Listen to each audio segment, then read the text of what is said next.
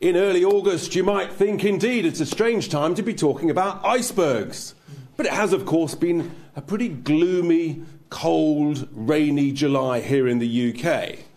And the truth is that we've got some serious challenges ahead for the UK economy. And that's why the title of today's press conference is Iceberg Ahead, Change Course or Sink.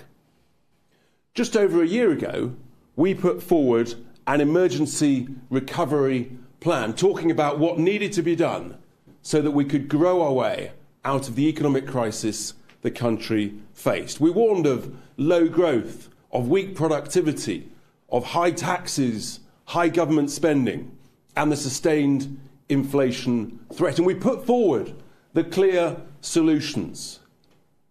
But the government, they ignored us. Instead, they actually doubled down on the mistakes that they are making. They've increased taxes yet further, and they've increased spending yet further. And we can see where we are today. We are teetering. We are completely flatlining. We're heading towards recession.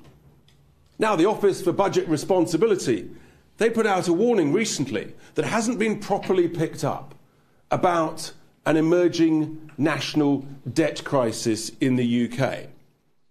We think they're woefully complacent on the timing of the risk of this. They're talking about a decade or so ahead. If we don't change course, we are heading towards a national debt crisis in a matter of just a few years' time. And we'll come on to show that later in the presentation. So the government needs to urgently change course. If it doesn't adopt the sort of growth strategy that we put forward, instead of their failed model of tax, spend and regulate, then we are facing a debt crisis, stagflation, and I'm afraid to say that then leads to a complete currency collapse.